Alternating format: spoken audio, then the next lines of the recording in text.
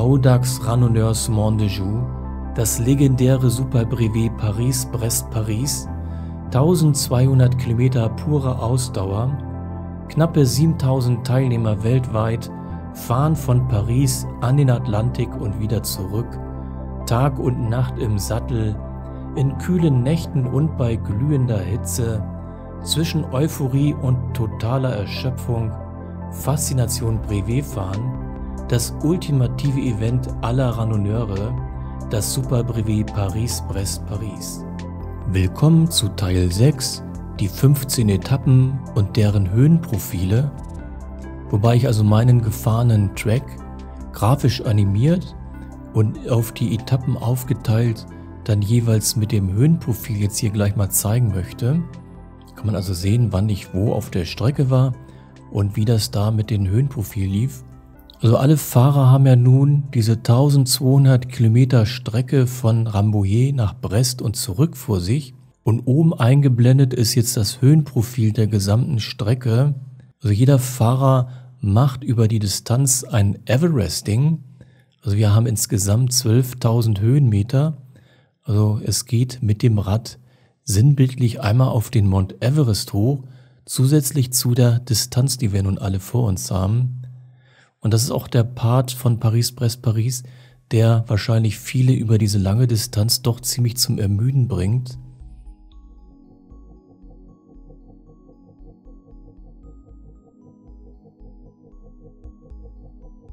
Das ist mal die Übersicht über die 15 Etappen. Also ist immer Start- und Zielort der jeweiligen Etappe zu sehen. Dann hinten die Distanz der eigentlichen Etappe. Also bei der ersten Etappe haben wir knapp 120 Kilometer, ist die längste Etappe. Dahinter dann die Höhenmeterangaben. Also wir haben so pro 100 Kilometer knapp 1000 Höhenmeter zu überwinden. Und hier bei dem Track 1 sind es also fast 1200 Höhenmeter. Und dann die letzte Spalte ist dann aufsummiert die Distanz, die wir bis zu dem Zielpunkt dann hinter uns haben. Kommen wir also zu den einzelnen Etappen. Etappe 1 geht also von Rambouillet nach Mortagne-Eperche. Und ich zeige oben, sieht man das Datum und die Uhrzeit, wann ich also wo war bei dem roten Punkt. Unten wird dann dargestellt das Höhenprofil mit diesem roten Pfeil. Und der orangene Part der Linie ist dann die Strecke, die ich in der letzten Stunde zurückgelegt habe. Man kann ja so ein bisschen einschätzen vom ganzen Pfad, wie lange der dann gedauert hat. So, das ist der Track 2. Da bin ich also um Mitternacht losgefahren in Mortagne-Eperche. Und es geht nach Vilaine-la-Chelelle. Einmal durch eine größere Stadt mitten in der Nacht. Der Pfad ist also deutlich kürzer, 84 Kilometer. Und haben dann jetzt also 200 Kilometer grob geschafft nach Ende der zweiten Etappe. Dann die dritte Etappe von Vilaine-la-Chelelle nach Fouchères. Da haben wir dann 300 Kilometer hinter uns und die Etappe ist 90 Kilometer lang und hat jetzt moderatere Höhenmeter, also 700 nur. Und da kommt man auch zu diesem ganz bekannten und sehr markanten Checkpoint mit diesen vielen Flaggen. Zur Etappe 4. Also ich blende in den Videos mal einen Augenblick von der Fahrt dahin ein und nachher zum Schluss ein paar Bilder von dem Checkpoint oder von der Kontrollstelle, wie die das da so hatten, wie das aussah. Also ein relativ kurzer Track, 61 Kilometer, sind jetzt also bei 350 Kilometer grob, also da kann man auch schon schlafen. Sieht man hier die Betten. Etappe Nummer 5, die geht von Taine-Jac nach Loudéac, auch wieder ein bisschen kürzer, 84 Kilometer, auch moderat von den Höhenmetern. Also es geht lange Zeit bergauf hier, haben also 700 Höhenmeter vor uns und kommen dann nach Loudéac und haben jetzt auch so das erste Drittel dann, wenn wir da ankommen, hinter uns, also knappe 400 Kilometer. Etappe Nummer 6. Geht von Loudéac nach Caer-Plouguer, also ich spreche die meisten sicherlich nicht richtig aus, haben wieder ein bisschen mehr Höhenmeter, also man sieht, das geht mehr hoch und runter, insgesamt sind es also 1000 Höhenmeter und die Strecke misst 80 Kilometer grob und sind jetzt zum Schluss dann bei Kilometer 514, Auch ein schöner Standort, wo wir da hinfahren. Etappe Nummer 7. Damit haben wir dann die Halbzeit erreicht, wenn wir angekommen sind. Geht also von Caen-Plouay nach Brest. Man sieht schon am Profil, es geht also steil berghoch. Über lange, lange Zeit ist der steilste Anstieg, geht dann also knapp unter 400 Meter über normal Null. Hier sieht man schon 7a und 7b.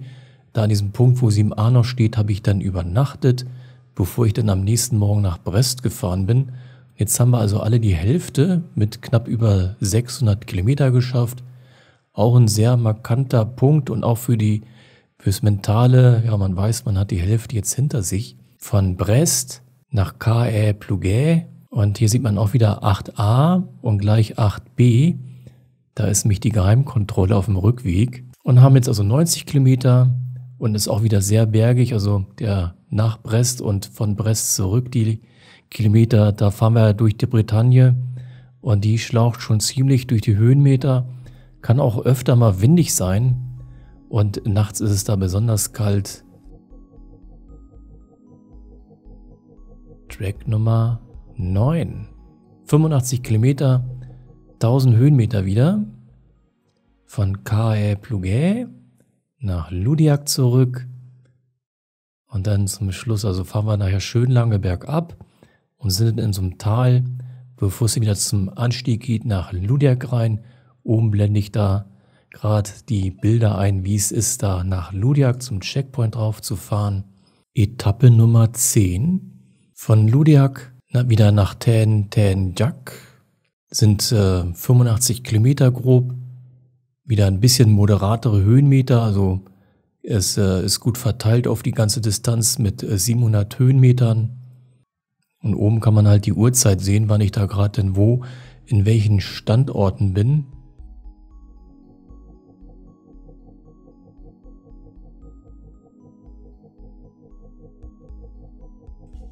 Etappe Nummer 11.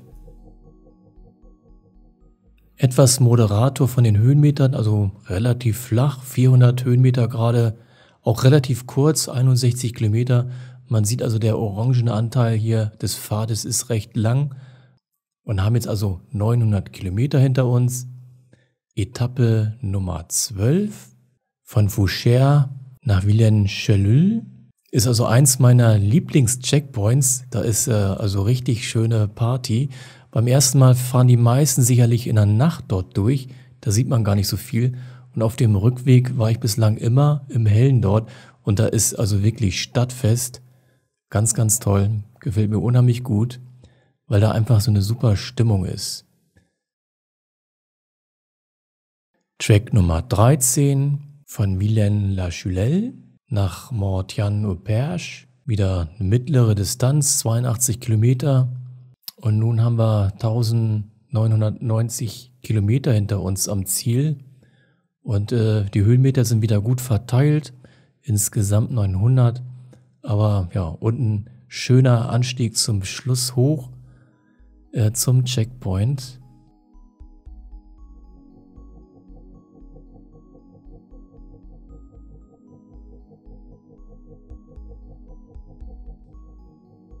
Etappe Nummer 14, vorletzte Etappe von Martin-au-Perche nach Dreux. Geht also zu Anfang noch ein bisschen hügelig, haben da die 600 Höhenmeter und dann geht es lange, lange nach Dreux, immer bergab.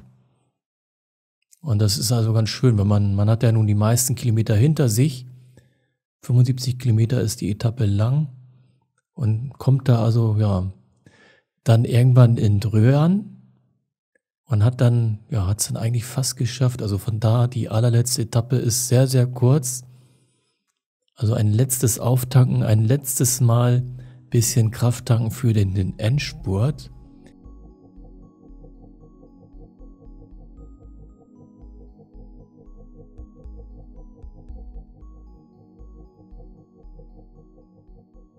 Etappe Nummer 15, die letzte Etappe von Dreux nach Rambouillet. Sehr, sehr flach, 550 Höhenmeter gerade mal. Ja, und jetzt hier im Video sieht man auch schon, dass den Teil, wie wir da ins Ziel einfahren, mitten in der Nacht, also kurz vor Mitternacht bin ich dann ins Ziel gekommen. Das Ganze dann ja, mit knapp 75 Stunden habe ich gebraucht. Das war jetzt also mal die Vorstellung der einzelnen Etappen, grafisch hier auf der Karte mit den Höhenprofilen. Ich mache dann noch ein kurzes Video und da betrachte ich kurz so 4 strategische Kontrollpunkte und wie man die sich bei seiner Einteilung der ganzen Strecke dann verwenden kann.